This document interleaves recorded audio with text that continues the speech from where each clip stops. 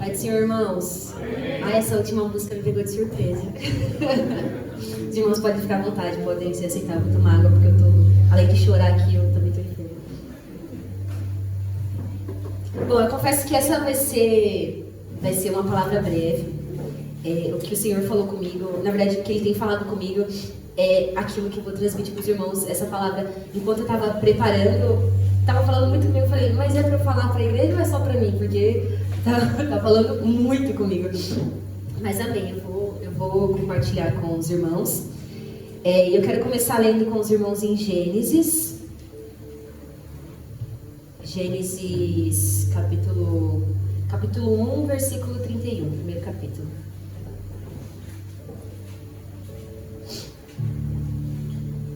E Deus viu tudo o que havia feito, e tudo havia ficado muito bom. Gênesis 2, agora, versículo 9. Então o Senhor Deus fez nascer do solo todo tipo de árvores agradáveis aos olhos e boas para alimento. E no meio do jardim estavam a árvore da vida e a árvore do conhecimento do bem e do mal. Bom, até aqui eu acho que sem grandes novidades, né? A gente já sabe como que foi toda a criação, né? O Edinho deu todo burrado. Graças a Deus. A gente sabe como que foi toda a criação, né? Todo mundo tá assim, cansado de saber já ali como que funciona pelo menos os 3 primeiros capítulos da Bíblia, da criação e da queda. Mas lendo esses 2 versículos, a gente percebe que a criação do Senhor, para Deus, tudo que para Ele, na descrição dele, que Ele havia feito era muito bom. Se para Ele era muito bom, para a gente então era assim, excelente, né? Igual você olhar da janela assim, quando eu estou no apartamento, eu olho o pôr do sol, eu falo, meu Deus, que negócio assim, absurdo, como que é a mente de Cristo, de Deus, né? Para conseguir fazer um negócio tão grandioso como esse. E ali tá só muito bom, assim, bem humilde, né? Muito bom. Para mim isso aqui é incrível, é maravilhoso. E aí, seguindo no capítulo 2, no versículo 15, diz assim: o Senhor colocou o homem no jardim do Éden para cuidar dele e cultivá-lo. E o Senhor Deus ordenou ao homem: coma livremente de qualquer árvore do jardim, mas não coma da árvore do conhecimento do bem e do mal, porque no dia em que dela comer, certamente você morrerá. Agora no capítulo 3, no versículo... Pode ser no versículo 4, né? Um pouco mais acima, a serpente pergunta ali para Eva se foi isso mesmo que Deus disse que não era para comer nada. Aí Eva responde e a serpente, né, responde logo em seguida também no versículo 4. Disse a serpente à mulher: certamente não morrerão. Deus sabe que no dia em que dele comerem do fruto, né, da árvore da vida, seus olhos se abrirão e vocês, como Deus, serão conhecedores do bem e do mal. Quando a mulher viu que a árvore parecia agradável ao paladar, era atraente aos olhos e, além disso, desejável para dela se obter discernimento, tomou do seu fruto, comeu e deu ao seu marido, que comeu também. E aqui começa onde eu realmente quero falar para os irmãos, que é sobre algo que parece ser, mas na verdade não é. Parece ser muito bom para nós, mas na verdade não é. Se a gente volta ali no capítulo 2, no versículo 15 que a gente leu, o homem ele tinha uma missão quando ele foi colocado no jardim, que era cuidar dele e cultivar. Então ele tinha uma missão ali. Deus criou ele e falou assim, eu coloquei um jardim no Éden e eu vou te colocar dentro desse jardim para você cultivar, cuidar dele, e logo em seguida Deus ordena. Então, além da missão ali de trabalhar, de cuidar, de cultivar, enfim, ele também tinha uma ordem, que era: coma de todos os frutos que estiverem aqui. Você pode desfrutar de absolutamente tudo que estiver aqui, menos dessa árvore. Então, tem de tudo. Devia ter banana, devia ter, sei lá o que tinha lá, mas só dessa daqui que você não podia comer. Mais nada. De resto, fica à vontade, é free, se delicia aí. Beleza. Só que o que acontece? Quando a gente desceu lá para o capítulo 3, a gente percebe que Eva, ela está conversando com a serpente. E aí eu já Deus começou a falar comigo da seguinte maneira: se Deus colocou para nós, nos deu, né, uma missão de fazer algo, seja cultivar, seja, no caso, né, de Adão ali, cultivar o jardim, por que a gente está perdendo tempo conversando com a serpente? Porque se a gente estivesse trabalhando, na missão que Deus passou pra gente, a gente com certeza não estaria perdendo tempo conversando com a serpente. E é esse conversar com a serpente que acaba deturpando os nossos olhos. Porque depois de conversar com a serpente, até o momento de conversar com a serpente, talvez Eva nem tinha reparado que o fruto era agradável ao paladar, era atraente aos olhos e, além disso, desejável para se obter conhecimento. Mas não, ela gastou tempo ali conversando com a serpente e aí o olhar muda. O olhar mudou completamente. Quando ela olhou para o fruto, ela disse, não, mas peraí. Deus falou que se eu comer eu vou morrer, mas me parece que é tão assim, tá tão bonito, é igual a maçãzinha ali, ó. Será que eu como? Não tá, obviamente não viu por dentro, né? Mas eu acho que não é tão ruim assim, eu acho que talvez dá pra eu comer e compartilhar aqui até com o meu marido, né? Então, ela se desviou da ordenança do Senhor, tanto no sentido de trabalho, que era de cultivar, quanto no sentido do alimento. Então ela perdeu tempo de trabalho e de alimento. Ela foi trabalhar em outra coisa. Então a ação dela, que deveria ser o cultivo, ela foi conversar. E o alimento dela, que deveria ser o fruto das árvores, ela foi comer de uma outra árvore. Então ela deixou de lado tanto o trabalho, quanto o alimento também. E foi dar moral ali para a serpente. E aí, provavelmente, não sei se antes, enfim, mas aqui só relata nessa parte, que o olhar dela muda. Nossa, mas quando ela viu, o versículo fala, quando a mulher viu que a árvore parecia agradável, talvez se ela estivesse conversando com Adão em outro momento, se ela estivesse cortando ali uma plantinha, podando alguma coisa, ela nem teria visto, nem perderia tempo olhando. E aí para ela, naquele momento, aquele fruto parecia muito bom, parecia muito agradável. E gente, no nosso dia a dia tem muito disso. A gente olha para uma coisa e fala, não, isso aqui me parece bom, assim, não chega a ser pecado, mas tá quase virando. Ah não, essa conversa aqui com essa pessoa, acho que me parece boa, a gente não tá falando mal, a gente tá só... tá de boa, né, a pessoa não vai nem saber. Não, eu acho que se eu falar palavrão só uma vez, não tem tanto... Eu tô estressada, né, eu posso falar, pelo amor de Deus, não tem problema nenhum. Tá perdendo tempo conversando com a serpente. Essa sua voz que você está conversando sozinha, você é a serpente, e a serpente está te convencendo de que é certo fazer isso. Mas na verdade não é certo. Ah não, eu acho que, se eu for ali rapidinho e aí, sei lá, eu vou conversar, eu vou fazer alguma coisa, eu vou ficar com um menino, eu vou ficar com uma menina, ou então eu vou cabular a aula, é tudo a serpente aqui, ó, vai. Não, tá de boa. Tá de boa. Deus, você acha que você vai morrer porque você vai fazer isso? Lógico que não. Olha como é bonito esse pecadinho aqui. É tão agradável, é tão gostoso. Me parece ter um sabor tão... Nossa, deve ser uma explosão de sabores. Mas não, gente. Se Deus já falou que vai trazer a morte, vai trazer a morte. Aleluia. E ela desviou o olhar das ordenanças do Senhor e acabou colocando o olhar dela na conversa. E foi uma simples conversa, gente. Uma só. Imagina a gente que tem diversas, né? Em uma só... Ela conseguiu ali, através dela e de Adão, colocar o pecado para dentro do mundo. Imagine a gente, tem diversas, que a gente fica aí, igual acho que o Vinícius falou uma vez, flertando com o pecado. Se com uma só o pecado já entrou no mundo, imagine a gente que fica, ó, não, depois eu coloquei essa pessoa aqui. Ah não, virar um mês eu vou deixar de ser gulosa, eu vou parar de comer até a parede e vou de fato melhorar a minha alimentação. E aqui eu não estou falando de dieta rígida, eu estou falando de cuidar do corpo mesmo, né? Não, quando virar, e a gente fica nessa ilusão de achar que é bom e que vai fazer bem, mas não vai fazer bem, porque a nossa visão, ela é deturpada, os nossos desejos, eles são desejos malignos e são desejos maus. Tiago diz, acho que Tiago 1, eu tinha deixado marcado aqui, Tiago 1,14.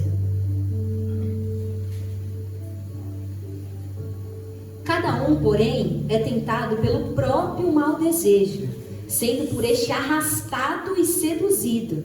Então esse desejo, tendo concebido, dá à luz o pecado. E o pecado, após ter se consumado, gera morte. Ou seja, um desejo que a gente acha que é muito simples. Não, tem só uma pitadinha aqui dentro de mim, eu acho que daqui a pouco eu vou cortar. Gente, a gente não tem, nós humanos assim, né, não tem capacidade de cortar. Porque esse desejo, ele te arrasta, ele te seduz. Você acha que você tem controle, não, quando eu quiser parar eu paro, igual tem uma novela aí que a Casa Massafera fez, ela era usuária de droga, não, quando eu quiser parar eu paro. Não, você não vai parar, porque o que ele faz, o desejo que está dentro de você, que está dentro de mim, ele faz exatamente isso, ele te arrasta, ele te seduz, até que esse desejo deixe de ser desejo para ser pecado. que vira a nossa criptonita, né? O pecado que te arrasta, que quer fazer com que você façam coisas que, em uma situação normal, se você não tivesse perdido tempo conversando com a serpente, provavelmente nem ia passar pela sua cabeça fazer esse tipo de coisa. O desejo, ele tá lá, provavelmente inativo, né? O desejo fica dentro da gente aqui, é inativo, só que no mínimo estímulo, o desejo aparece. Eu tô lendo um livro sobre hábitos, e aí tem uma formulazinha do hábito, né? O hábito, ele começa com um estímulo, aí depois vem uma resposta, aí depois um estímulo, um desejo, uma resposta e uma recompensa. Então, de forma prática, né? O celular tá aqui em cima, né? E aí, qual é o estímulo do meu celular aqui? Apitou notificação. Então, só de ver a notificação aqui, já me deu um desejo de abrir o meu celular. Não, eu preciso ver o que tem aqui, porque se eu não ver, meu Deus do céu, é caso de vida ou morte. Na verdade, é alguém te mandando um meme, nada além disso. Essa é a sua resposta, né? Você tem o estímulo, o seu desejo de abrir, você vai e abre, e a sua recompensa nada mais é do que o prazer de você ter aberto, visto a notificação e perdido um tempo ali. Igualmente para o pecado. Começa tudo com um estímulozinho, assim, uma saia curtinha que passou aqui. Já veio o desejo. O desejo não é a resposta. Você vai investir lá numa pessoa que não é para você investir. E aí a recompensa, que na verdade deixa de ser, a recompensa são para bons hábitos, né? A recompensa deixa de ser recompensa para ser consequência. E isso falou muito comigo, assim, de perder tempo conversando com a serpente, perder tempo com coisas que são ilusórias. A nossa visão, ela não tem só por nós mesmos, a gente não consegue enxergar todos os ângulos de uma situação ou de uma pessoa. Eu tô aqui, por exemplo... Eita, cara.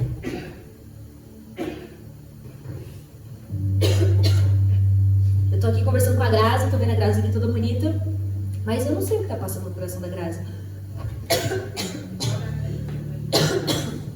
Ai, garganta seca. Eu não sei o que está passando no coração da Grazi. Eu não posso chegar na Grazi e ser extremamente grosseira. Por quê? Porque a nossa visão humana aqui é uma visão que não enxerga todos os ângulos. Então, quando a gente acha que algo é bom, talvez nem seja, porque você não está enxergando todos os ângulos, todas as variações. Eva ainda sabia que aquilo era ruim, que ia trazer morte. Mas para ela, olhando assim só de cara, não, isso daqui não vai trazer morte, não. Perder só um culto não vai mudar muita coisa. Perder um culto não é uma coisa ruim, né? Você pode perder um culto, ter um familiar na sua casa, enfim. Tô com preguiça, acho que perder um culto só não vai causar grandes efeitos. Só precisou de uma conversa aqui, já causou todo esse efeito e causou... É esse mundo que a gente vive hoje, por causa de uma única conversa com a serpente.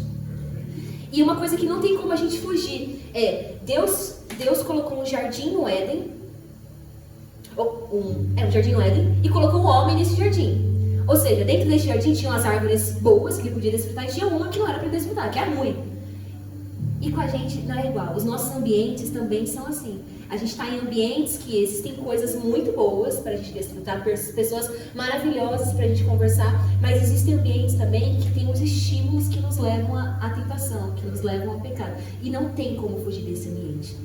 Adão e Eva, eles foram colocados aqui. Deus poderia ter falado assim, não, essa árvore eu vou deixar lá assim, muito longe, nem perto do jardim. Mas não, ele colocou no mesmo ambiente. E a gente também, assim, na faculdade, você pode ter um ambiente maravilhoso para você estudar, para você se desenvolver, para você fazer novos amigos, mas você também pode ter como se fosse uma selva. Eu falo isso pela empresa.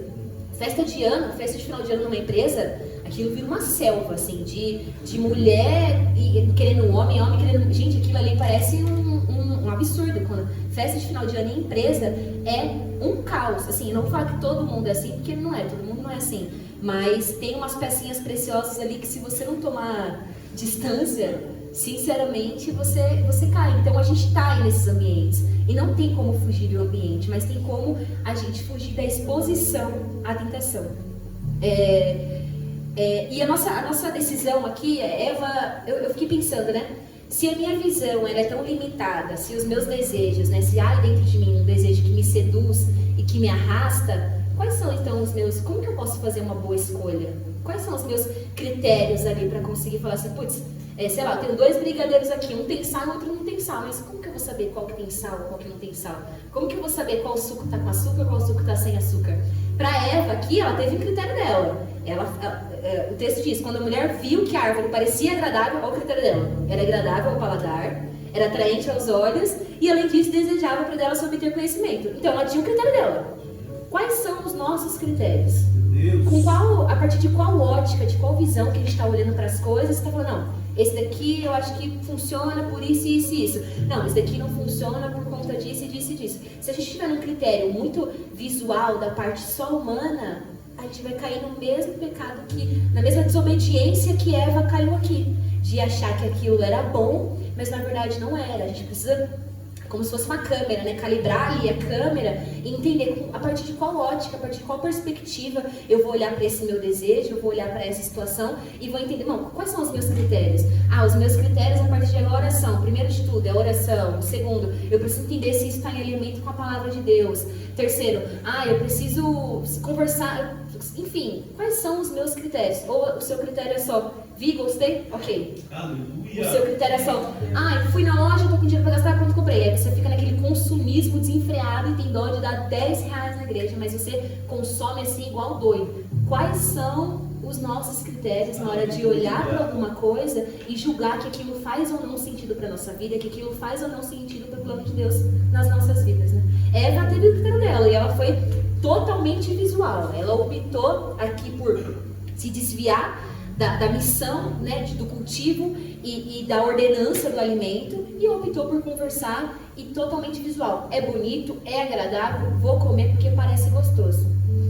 E, gente, outra pessoa também que caiu nesse mesmo golpe, né, eu estava pesquisando aqui alguns exemplos. Eu não quero falar de criptonitas específicas, pecados específicos, mas eu quero falar da tentação de uma forma geral, dos nossos maus desejos de uma forma geral, porque cada um vai ter um. Pode ser que o que eu tenha, a Cíntia não tenha. Pode ser que o que a Cíntia tenha seja diferente. Cada um vai ter um ou vários, né? Enfim, a gente está aqui nesse mundo e por diversas vezes a gente passa inúmeras tentações. Então eu não quero falar de uma única coisa. Essa é a última do Kryptonita?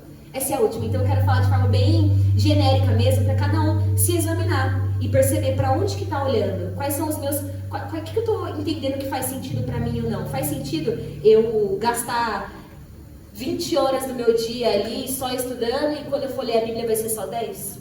Faz sentido eu passar 3 horas no Instagram porque eu acho que aquilo vai me dar alguma sensação de prazer, mas na mesa com a minha família, acho que 5 minutinhos ali rapidinho já funciona? Essa é a ideia, a gente perceber quais são os nossos maus desejos e entender que aquilo que parece ser bom, na verdade não é bom. Em 2 Samuel,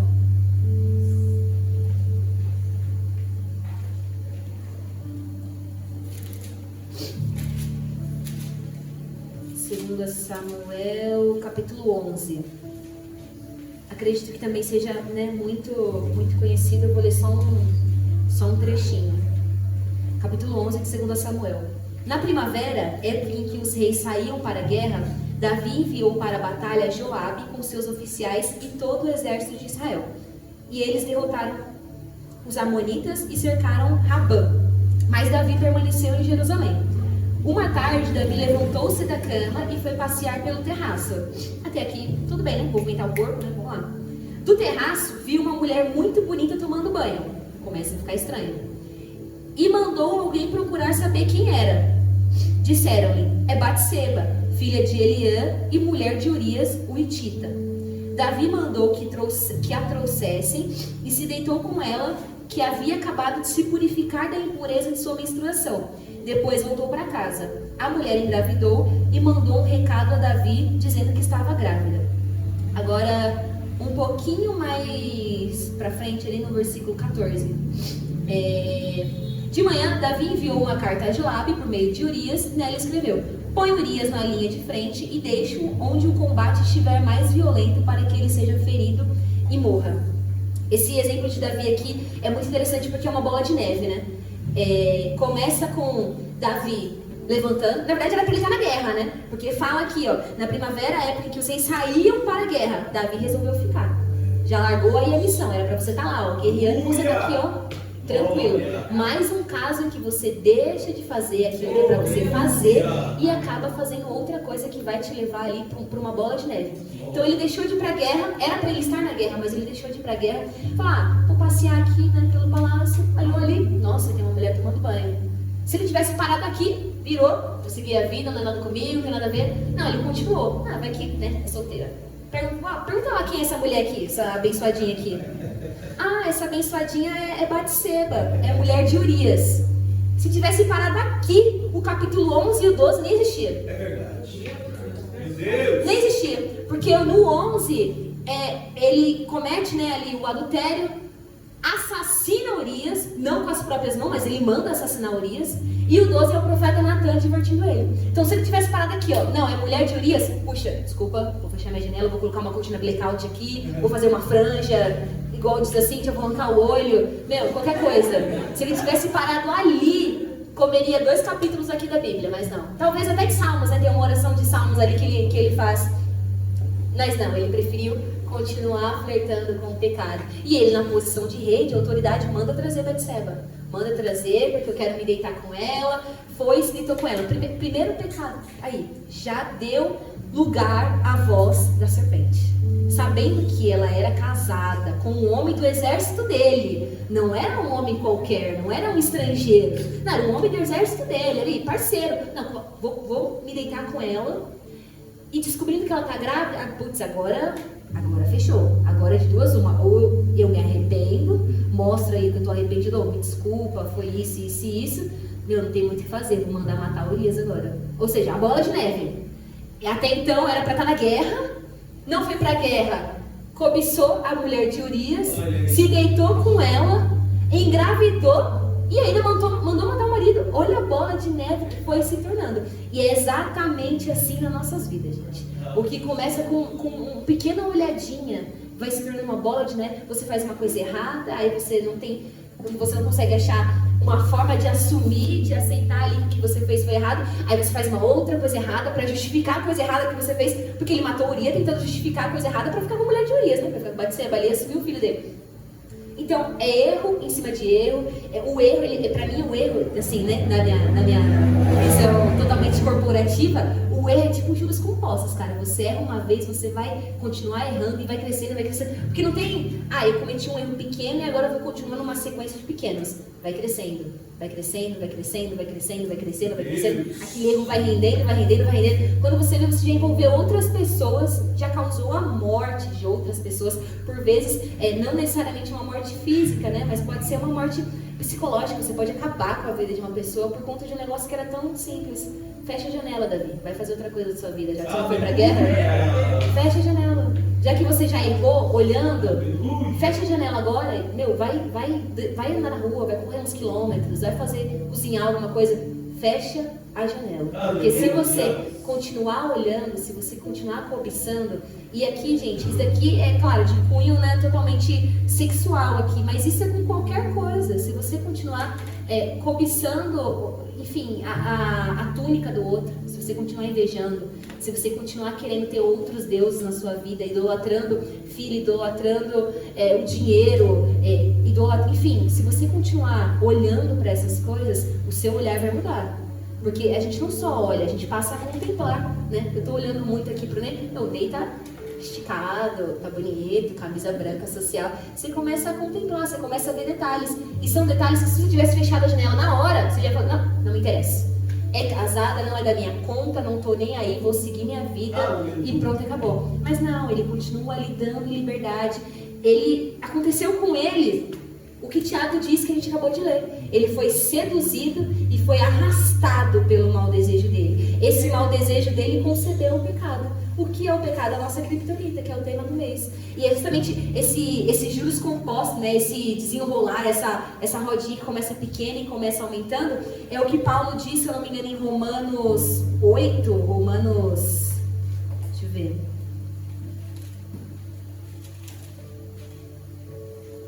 Em Romanos 7, capítulo 15. Não entendo o que eu faço, pois não faço o que eu desejo, mas o que eu odeio. E se faço o que eu não desejo, admito que a lei é boa. Neste caso, não sou mais eu quem o faz, mas o pecado que habita em mim. Sei que nada de bom habita em mim, isto é, em minha carne, porque tenho o desejo de fazer o que é bom, mas não consigo realizá-lo. Pois o que eu faço não é bem o que eu desejo, mas o mal que eu não quero fazer, esse eu continuo fazendo. Ora, se faço o que eu não quero, já não sou eu quem o faz, mas o pecado que habita em mim. Assim encontro essa lei que atua em mim. Quando quero fazer o bem, o mal está junto de mim. No íntimo do meu ser, tenho prazer na lei de Deus, mas vejo outra lei atuando nos membros do meu corpo, guerreando contra a lei da minha mente, tornando-me prisioneiro da lei do pecado que atua em meus membros. Miserável homem que sou! Quem me libertará do corpo sujeito a essa morte? Graças a Deus por Jesus Cristo, nosso Senhor. De modo que com a mente eu próprio sou escravo da lei de Deus, mas com a carne da lei do pecado. Se Paulo, né? A gente sempre toma como exemplo os apóstolos, né? Se Paulo, sendo quem ele é, consegue expressar repetidamente, né? Ele fala que o que ele quer fazer, ele não faz. Mas o mal que ele não quer, ele faz e ele refaz. E é assim, ó, essa bola. Você vai fazendo, vai fazendo, vai fazendo. E aí você só se dá conta quando estoura a bola, né? Quando estoura o problema, aí você fala, putz, errei. O que no começo era só algo muito bonito aos olhos, o que no começo era só uma mulher tomando banho, no final é uma mulher grávida, um adultério e uma morte na conta de Davi. O que era no começo só uma árvore que tinha um fruto muito bonito, agradável aos olhos, desejável para se obter conhecimento, no final é o pecado entrando na humanidade através de Adão e de Eva. E é isso, gente, que a criptonita ela faz com a gente. Assim, a gente já tem esse desejo.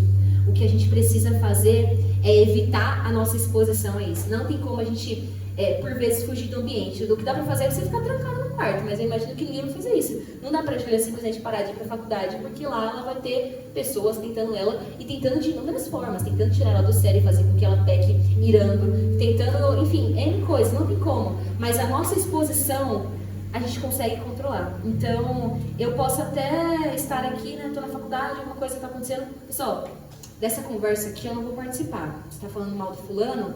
Tudo bem, mas eu não vou participar. O que eu vou fazer é levantar. Se você não tem peito para falar isso, não vou participar. Se você, preciso ir no banheiro, daqui a pouco eu volto. Vou ficar 20 minutos no banheiro. Mas não participa. Porque o que parece ser muito tranquilo, que parece que... O problema é, não só parece bonito, como parece que não tem problema. Parece que não tem consequência, mas tem consequências. Tem consequências e as consequências são muito tristes. Porque quando a gente se embola nos nossos maus desejos que acabam concebendo o pecado, é difícil a gente conseguir sair. Ainda em Gênesis 3, versículo 8.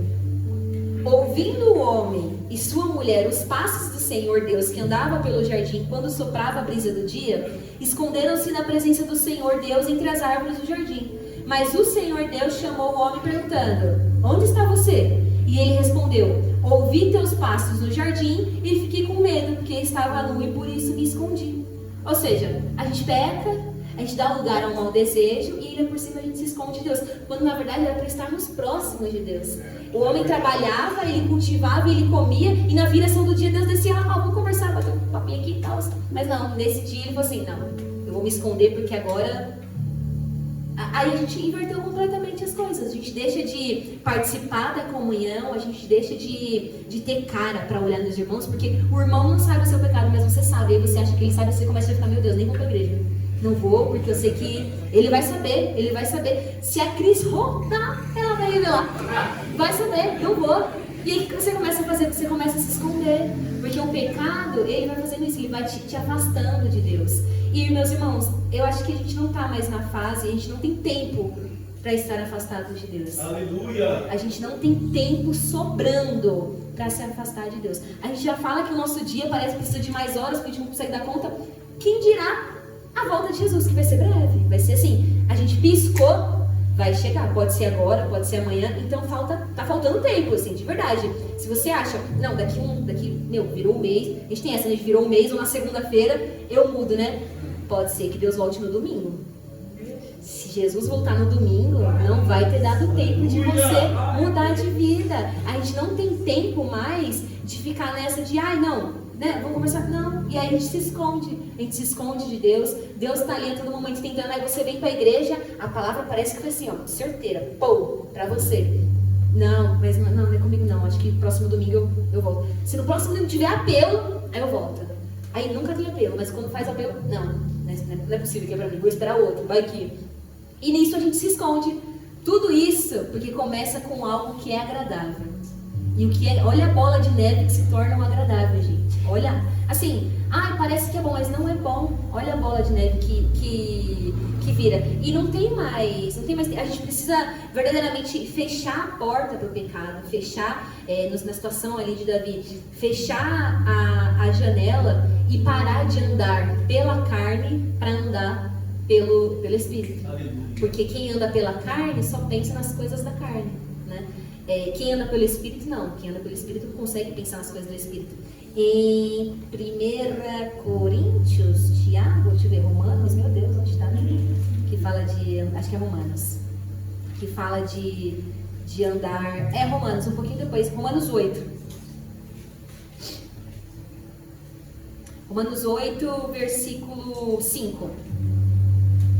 Quem vive segundo a carne tem a mente voltada para o que a carne deseja, mas quem vive de acordo com o Espírito tem a mente voltada para o que o Espírito deseja. A mentalidade da carne é morte, mas a mentalidade do Espírito é vida e paz. A mentalidade da carne é inimiga de Deus, porque não se submete à lei de Deus, nem pode fazê-lo. Quem é dominado pela carne não pode agradar a Deus. Entretanto, nós, não estamos sob o domínio da carne, mas do Espírito. E aqui ele continua, né? Se de fato o Espírito de Deus habita em vocês. Então, meus irmãos, o que eu quero dizer, em resumo, é isso. Pra gente parar de...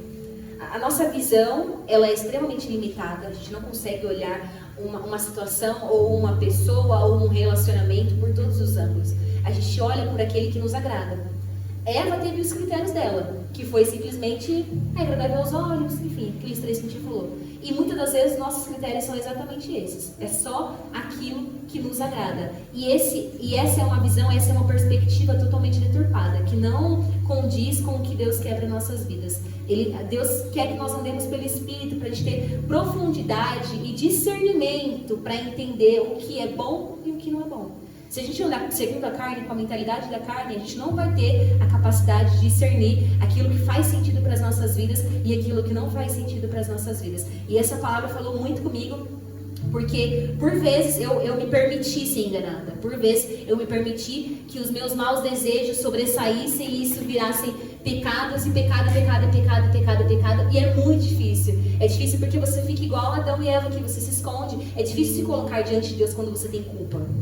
É muito difícil se colocar diante de Deus quando você tem culpa, porque além da culpa você ainda tem um temor também. Então você fica constrangido, você tenta orar e você fala, já pequei aqui, o que vai adiantar eu orar?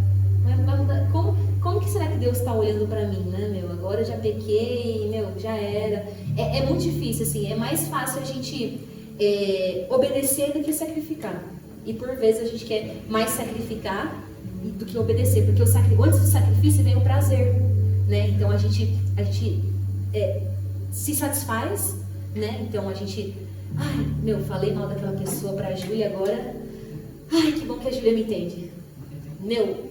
Fiquei com aquele cidadão, nossa, agora tô apaixonada. Aí depois vem o sacrifício, depois a pessoa faz alguma coisa com você, depois a Júlia espalha que você falou mal de alguém aí, a Júlia outra fofoqueira, contei pra ela, fui e contou pra outra pessoa. É mais fácil obedecer do que sacrificar. É mais fácil a gente nos apresentar diante de Deus com os rostos descobertos, sendo transformados de glória em glória, do que se esconder atrás de uma árvore e achar que Deus não vai ver. Porque Deus vai ver. Deus vai ver. E por mais que você ache que Deus não está vendo, os irmãos aqui em comunhão, eles são sensíveis. Ele percebe quando o seu olhar está diferente. Ele percebe quando você está passando, mesmo que você não conte, um sorriso diferente, um dente a menos que você mostra, a pessoa percebe. Porque a gente repara um no outro. A gente pode não conviver de segunda a sexta, enfim, né, tem os devocionais. A gente não convive todas as horas durante o dia. Mas o tempo que a gente convive aqui, a gente consegue reparar no olhar da pessoa. A gente consegue reparar na forma que a pessoa fala. Então, irmãos, é muito melhor obedecer do que sacrificar. Porque o sacrifício, às vezes, é tão chato que você acaba passando sozinho. Porque você tem vergonha até de expor o que você fez. Só que é muito melhor a gente conseguir se apresentar diante de Deus falar, Senhor, tô aqui, ó, irrepreensível. Pequei, Senhor, mas eu não permiti que isso fosse erro atrás de erro, não permiti que isso fosse uma bola de neve. Eu quero que o Senhor abra os meus olhos para que eu veja de acordo com a tua perspectiva. Eu quero olhar como o Senhor olha, eu quero ter a mente de Cristo, eu quero olhar as coisas e julgar, aplicar critérios que são os critérios que o Senhor quer que eu aplique, não os critérios que eu acho que faz sentido para a minha vida ou que não faz sentido. Então, diante disso, irmãos, eu quero estimular, eu quero encorajar, de verdade. É algo que eu tenho feito, assim, quando eu estou estudando, né, sobre hábitos. E é algo que eu tenho percebido muito, são os meus hábitos, assim. A gente tem muitos hábitos enraizados que a gente vai fazendo no automático sem perceber. E eu tô me policiando muito quanto a isso, assim. Eu tento planejar, claro, não seguir a risca, né? Mas eu tento planejar meu dia um dia antes para falar, não, nesse horário aqui vai ser o horário que eu vou ler a Bíblia, esse horário vai ser o horário que eu vou orar, esse horário vai ser o horário que eu vou trabalhar. Se eu tiver home office, no meu horário de almoço eu vou descer o lixo, porque senão você tem 24 horas do dia e você faz 2 coisas no máximo e acha que faltou tempo. Mas é porque a gente não está prestando atenção no nosso tempo, porque a gente está gastando tempo com a bendita da serpente. Gastando tempo com coisas que não deveria gastar, achando que é bom, mas não é bom. Então a gente tem tempo, a gente só está gastando tempo com a serpente, né? Deveria gastar um pouco mais de tempo trabalhando ali para o Senhor, se alimentando daquilo que o Senhor fala para ele se alimentar, e não de outras coisas. E irmãos, é difícil, mas o Senhor falou muito comigo, assim, muito, e tá falando muito comigo mesmo, assim. Talvez fale com 1 ou 2 pessoas, eu não sei, talvez não seja para o seu momento agora, talvez seja para o seu momento daqui a um mês, enfim, eu não sei, mas o Senhor falou demais comigo, com esse tempo que a gente passa olhando para coisas que a gente não deveria olhar, cobiçando coisas que a gente não deveria cobiçar, e colocando dentro do nosso coração, alimentando os maus desejos que por hora estão inativos, porque dependendo do ambiente que a gente está, né, ele vai ser estimulado ou não, e a gente acaba incendiando, né, colocando mais fogo. Então, ai, meu Deus do céu, eu tô aqui falando demais, fofocando de todo mundo, invejando todo mundo.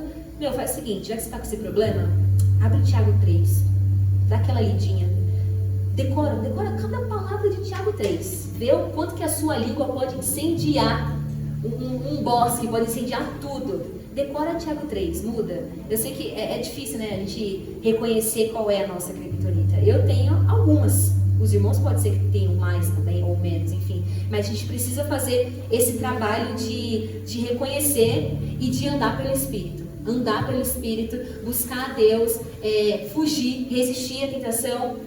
Em Tiago, é Tiago que fala de resistir ao diabo e ele... Tiago 4, versículo 7.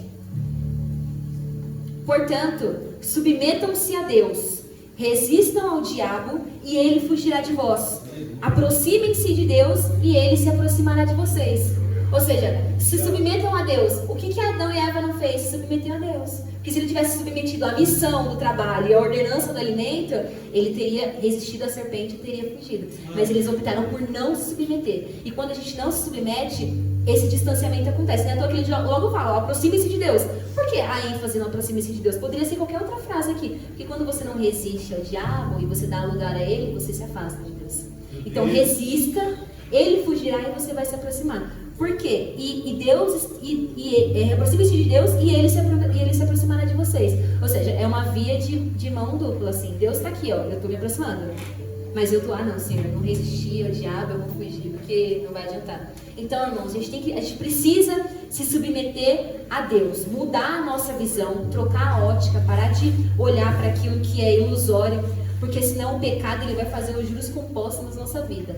Vai começar com uma olhada pela janela, vai chamar a mulher, vai se deitar, vai matar Urias, e quando você vai ver, já está assim uma bola de neve gigantesca. O bem que eu quero fazer não faço, o mal que não quero eu faço e refaço inúmeras vezes.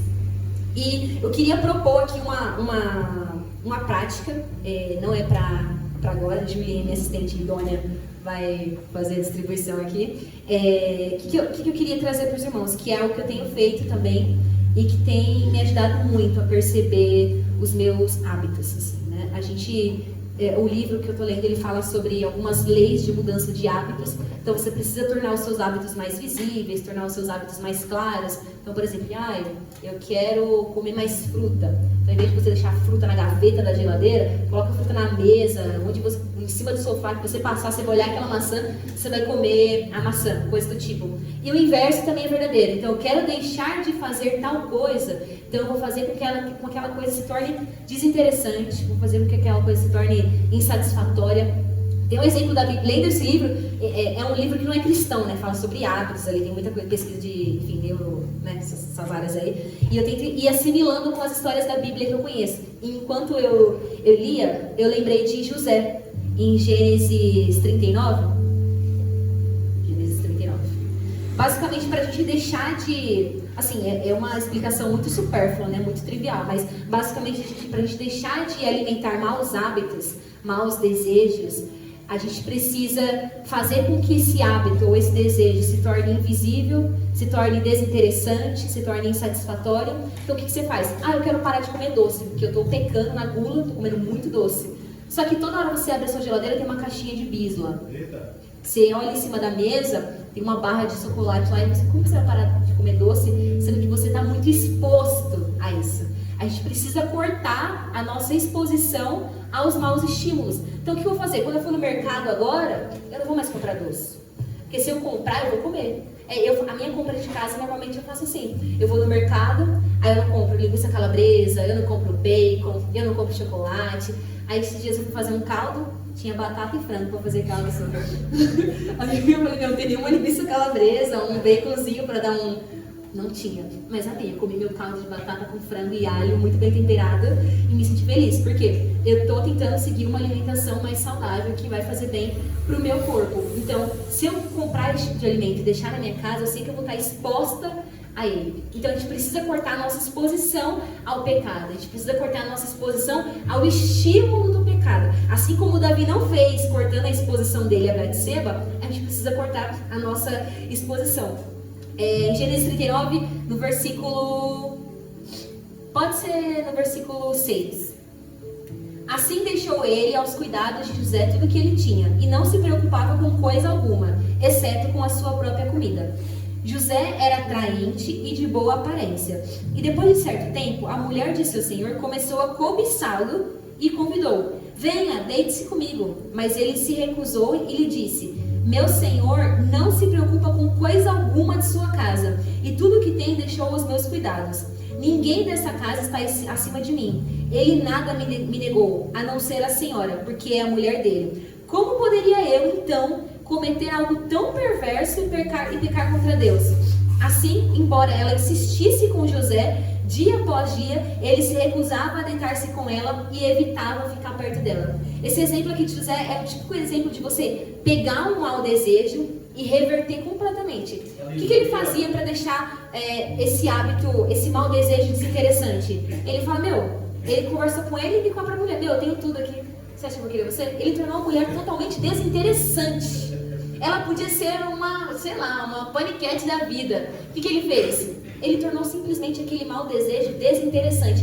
Eu tenho tudo aqui. Teu marido, minha senhora, me deu tudo. Não tem ninguém acima de mim aqui. Você acha que eu, José, vou fazer isso aqui? Bom dia. Ele torna o hábito totalmente, aquele mau desejo desinteressante. Então, eu aqui, você acha que eu vou participar dessa conversa? Eu que canto na igreja, eu que dou a paz do Senhor para meus irmãos e falo, tenha uma ótima semana na paz. Você acha que eu vou participar? A gente precisa partir dessa ótica de tornar algo desinteressante, porque se a gente começar a olhar demais, vai acontecer com ela, e vai passar a ser interessante e não desinteressante. Se José tivesse passado muito tempo ali com ela, não, mas peraí, vamos fazer o seguinte, quando ele sair, eu vou pensar. Aí ele saiu, já você pensou? Pensei, vamos, tô aqui mesmo? Não, aí você, ei, eu tenho tudo, não tem ninguém aqui em cima de mim, eu vou te querer rápido. Eu ia falar um negocinho aqui. Lógico que não. E aí aqui, ele continuava, e ele se recusava a deitar-se com ela, e evitava ficar perto dela. Outra coisa que a gente tem que fazer é tornar esse mau desejo difícil. Difícil como? Não quero saber de você, tchau. Tira da sua vista. E esse exemplo de José aqui, ele é muito maravilhoso, porque vai muito quando eu estava lendo o livro, eu falei, meu Deus, é o exemplo de José. Aqui não fala do princípio em si, ele conta a história. Mas se você ler a história, você vê que ele evita, ou seja, ele torna difícil a convivência. Ele fala, não quero conviver com você, não fica perto de mim. Ele torna essa mulher totalmente, nem sei se existe a palavra, desatraente. Ela não é mais, pra mim ela não é atraente, porque eu tenho outras coisas com as quais me preocupar. Eu valorizo outras coisas, eu não valorizo você. E é esse exercício que eu quero entregar para os irmãos, para vocês fazerem uma semana. Minha assistente Dona aqui vai entregar um papelzinho e uma caneta. Eu quero que vocês escrevam. Quem já tiver caneta aí pode usar. Qual é o mau desejo, ou quais são os maus desejos que você... Gente, é só vocês, tá? Não é pra compartilhar com ninguém, depois você dobra e guarda no seu bolso aí. Qual é o mau desejo que você acha que você tem ali? Que tá à beira de te dominar? Ou quem sabe um mau desejo que você já tá praticando, né? Que já concebeu o pecado, já deu luz ao pecado. Qual é o mau desejo que você acha que você precisa mudar? Pode escrever na parte da frente. Na parte de trás, eu quero que vocês escrevam 2 soluções. A primeira solução vai ser uma solução prática, completamente humana e consciente, igual o José fez aqui, ele falou, vou evitar e pronto, acabou. E a outra solução vai ser a solução espiritual, que é a mais importante, né? E quando eu digo solução, é ser com riqueza de detalhes. Então, por exemplo, eu quero parar de falar mal de fulano. Então, eu vou colocar aqui que o meu mau desejo é que eu falo mal de fulano, então eu não coloco o irmão acima de mim, né? Porque nós somos certos, a gente tem que colocar o irmão acima da gente. Pelo contrário, eu tô colocando ele inferiorizando o irmão. Porque quando eu falo mal dele, eu entendo que eu sou melhor. Então eu tô colocando aqui, eu vou colocar aqui, eu não quero mais falar mal de fulano, bem específico. Na parte de trás, que atitude prática que eu vou ter? Bom, em que momento que eu falo mal desse fulano? Eu falo mal desse fulano quando eu tô com a pessoa X. Então eu vou escrever, quando eu estiver com a pessoa X e tocar no assunto, eu vou levantar e vou fazer alguma outra coisa. Tem que ser algo muito detalhado, porque quanto mais a gente detalha, menos chances de esquecer e de errar a gente tem. E a segunda solução, que seria a solução espiritual, eu preciso orar por isso, porque só a prática não vai resolver. Eu vou tentar, mas sem a ajuda do Espírito de Deus eu não vou conseguir. Então você vai colocar com riqueza de detalhes.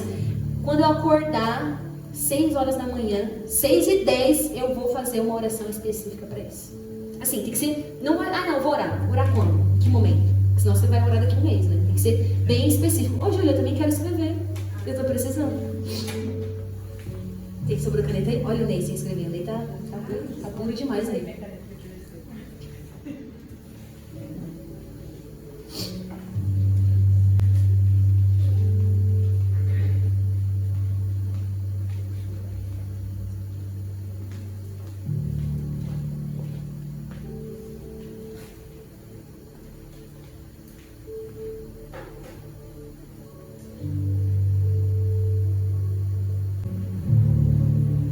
Enquanto os irmãos escrevem, eu quero só...